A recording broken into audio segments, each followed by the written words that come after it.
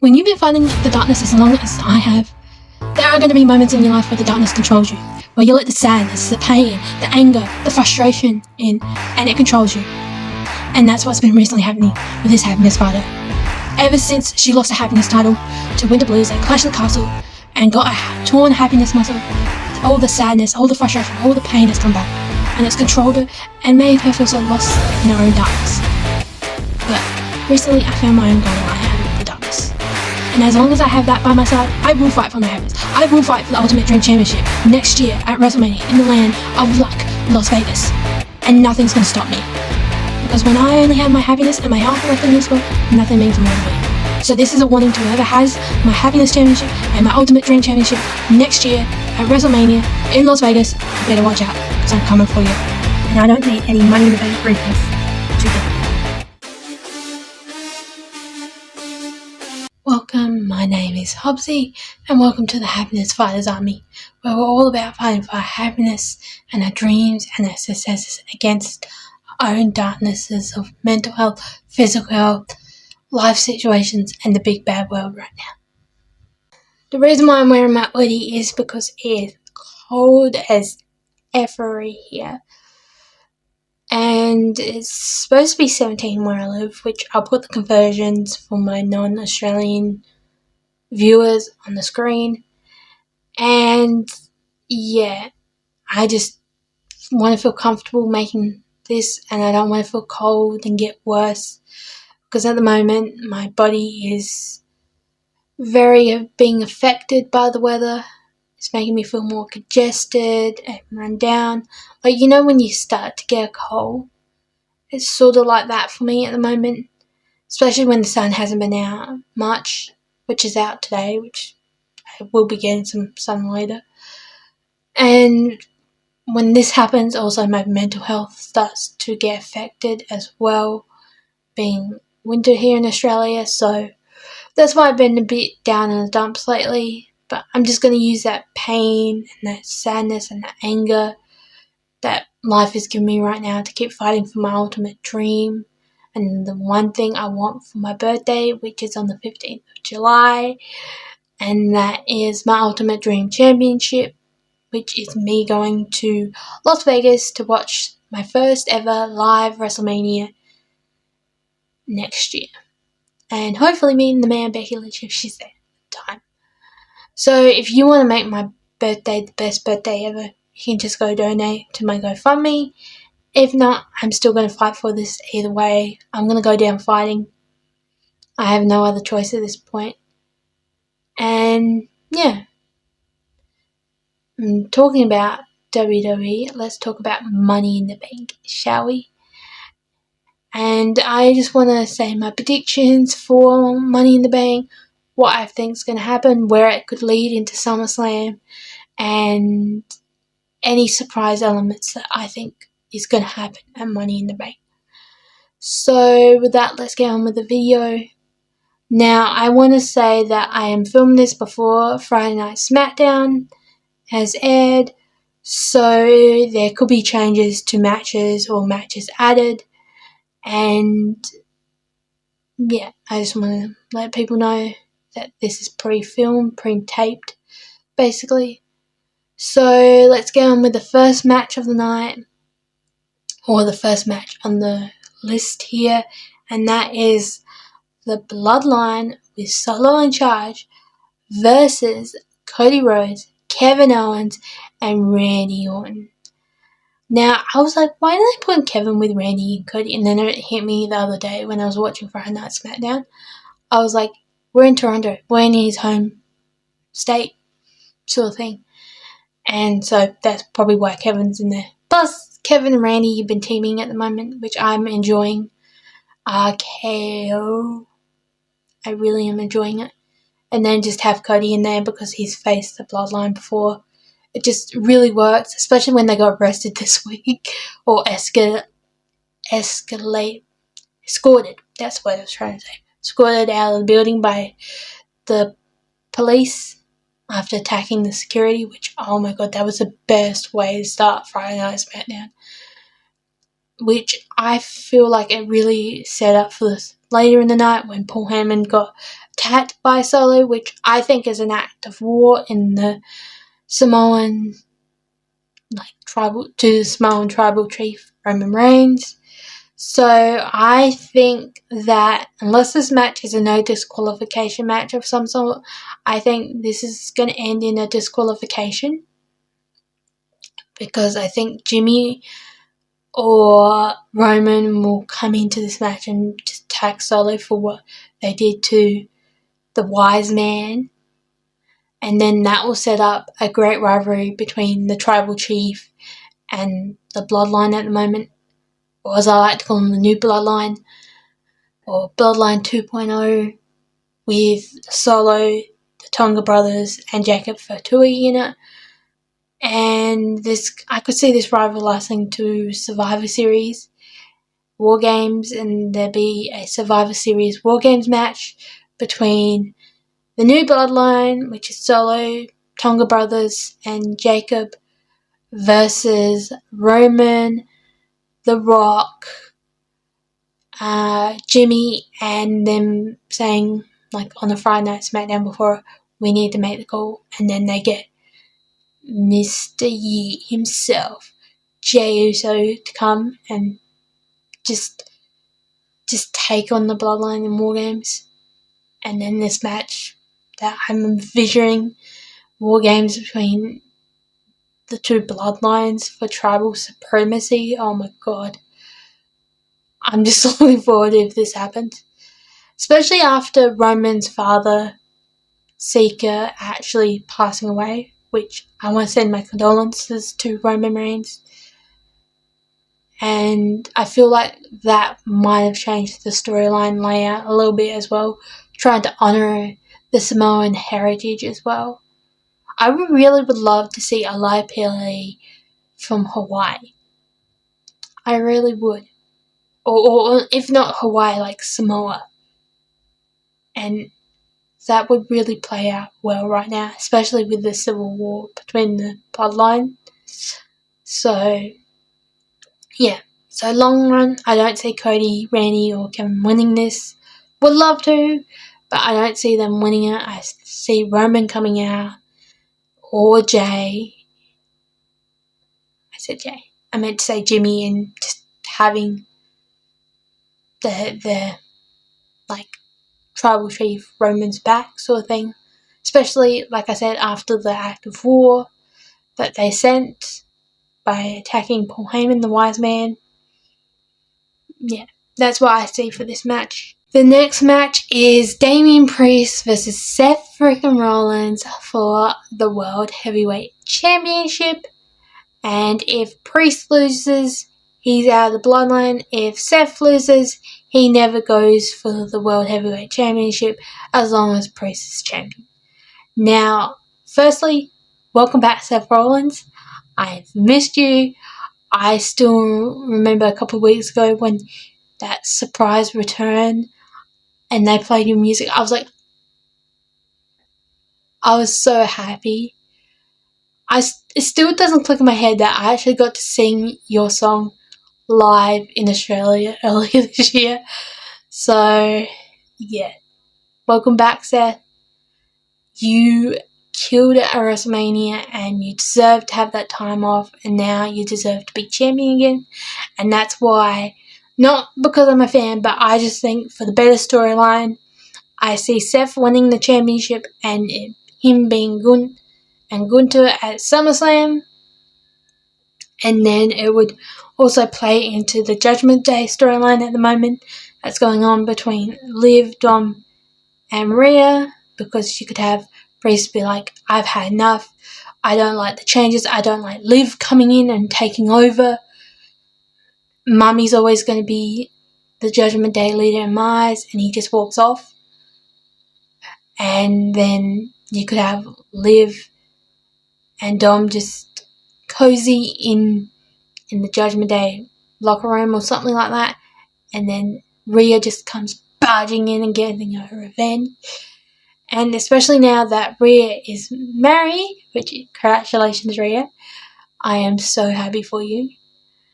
You could see her real life husband which is Buddy Murphy, return to WWE and teaming with Priest and Rhea and them taking on Judgment Day with Dominic and Liv and Kalisto and JD and Finn Balor in charge, sort of thing. You could even have, I don't know his non-WWE name, so I'm going to use his WWE name. You could have Dolph Ziggler return. Because who was Dolph Ziggler feuding with before he got let go by WWE? JD. You could have that rivalry play out as well. I feel like we're going to have like the Terror Twins take on Judgment Day, and I'm here for it. So, yeah, that's what I feel like is going to happen. And with Liv being champion as well, I feel like we're going to either have Rhea return at Money in the Bank or just before SummerSlam. And if she returns on the 15th of July's Monday Night Raw, I will be freaking out because that is my actual birth date. So I will be freaking out if that happens. I will just feel like it's a little birthday present to me, maybe. I'm not saying it is. But if that happens, I will be freaking out. Especially you could have a return, have a revenge, then some sort of match being made, and Zelina's like, no, you two are feuding, why do you get to feud over top? I want in on it, and then it being a triple threat World Women's Championship match at SummerSlam, and then Liv and Rhea feuding so much that they don't see Zelina. She gets the win. She becomes new Women's World Champion. She goes to feud on with someone else. And then you have Liv and Rhea just continue their feud. I reckon that's going to happen. That's how that's going to play out. And I'm here for it because I really want Zelina Vega as Women's World Champion. I feel like she deserves it right now. So, yeah. That's my thought on the Priest and Seth Satori line championship match at Money in the Bank. Sorry, it got derailed a bit. But yeah, I don't see Priest winning it. I see Seth winning it and Priest ousted from Judgment Day. Now, the next match we have is Sami Zayn versus Bron Breakker for the Intercontinental Championship match. Now, I know we're in Sammy's home country also of Toronto, Canada. And I know he's got a comedy show just before Money in the Bank, like the day before. And I could see Bron Breakker showing up to that and them having maybe a little tiff brawl thing as well. It will really play well into the storyline. And then at Money in the Bank, I feel like Bron Breakker's going to win. I'm happy if Sammy wins, but I just feel like Bron Breakker's on a roll right now. Bron Breakker, to me, is my neutral. Like, depending who he's facing. And in this scenario, he's more of the heel, but like a really great heel. And I feel like it's time Sammy moves on to something else. I don't know what it is, but I just feel like maybe someone else deserves to have that championship. It's nothing against Sammy, that's how I feel. If Sammy retains, fair enough. You could get a great feud out of this. You could continue it. Maybe a no disqualification match at SummerSlam between these two. But I feel like Bron Breakker's going to win it. And now we move on to the men and women Money in the Bank ladder matches. Now I'm going to do the women first, and then I'm going to do the men, because the men leads into my surprise element part of this video, and yeah, if that happens, I will be losing my mind a little bit. Now let's talk about the women's Money in the Bank ladder match with Chelsea Green, Io Sky, Lyra Valkyria, Naomi, Tiffany Stratton, and Zoe Stark. Now they can go two ways with this, and I'm going to explain both ways. Firstly, if they're going down the successful women's cash-in way, I see Lyra or Zoe Stark winning this.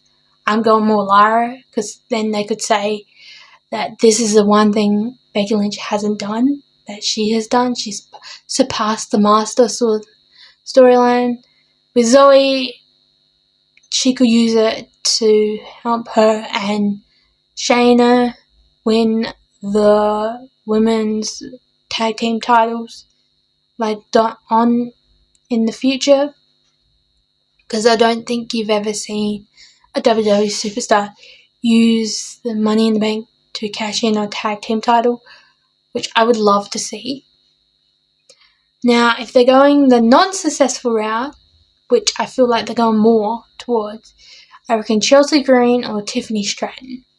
Tiffany Stratton, because I feel like you could have her cash it in on Nia, like when they finally decide to turn on each other, and just Nia annihilates her basically, and it's just an effed up sort of cash in. Especially if Nia's won a match, but she's been wear down a little bit. With Chelsea Green, you could have her try to cash it in and have Sonya Deville come out and be like, screw her over basically, for the whole her replacing her with Piper Niven as tag team champion. Especially if Sonya Deville could get a tag team partner like, say, Natty as well. You could have a great rivalry between Chelsea and Piper versus Sonya and Natty. But yeah,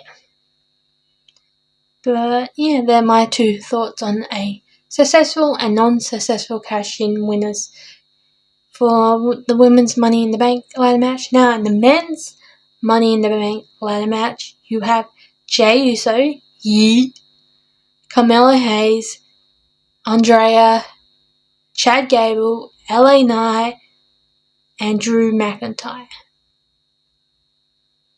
And I feel like none of these men are going to win it, for a couple of reasons. Firstly, I feel like maybe CM Punk might return, or AJ Lee, his wife, and screw Drew over after what Drew did to CM Punk, which I will not like. I am full Drew on the CM Punk and Drew storyline. Same thing with LA Knight and Logan Paul. You could have Logan Paul screw LA Knight over, and then that sets up for them at Survivor Series. Same with Drew and CM Punk. And if that happens, I will love it. And then the rest of the men, I feel what's going to happen is Chad, they'll be feuding maybe a couple of down and out, and Chad will be climbing the ladder, and then all of a sudden we hear the Y6 music, and the lights go off, then they come back on like they do with Undertaker, and Uncle Howdy's at the bottom, the rest of the Y6 family's round the ring, the other men have been knocked out, unconscious, and then Uncle Howdy basically tips over the ladder, Chad goes flying, maybe something else happens to knock him out, and then he props up the ladder properly, climbs it, grabs the briefcase, and becomes the new Money in the Bank winner. I see Uncle Howdy being the Money in the Bank winner, because he said the reckoning is coming, and the reckoning is sort of here, and it would be like that OMG, did that just happen moment. So that is one of my surprise elements that I think is going to happen at Money in the Bank. Number 2, I feel like if not after Money in the Bank, at Money in the Bank Rhea return, you could have her take out maybe, or they say one of the women have been taken out because of a mysterious person, or Rhea Ripley herself, and then she enters Money in the Bank, and she wins Money in the Bank, and then she's like, I'm not waiting to Money in the Bank, I'm going to cash it in. Say if it's Liv versus Selena at SummerSlam, she could cash it in then. If not, she could cash it in and a whole match being made around that cash in. And yeah, they're my 2 surprise elements as well that's going to happen. I don't see any major people returning.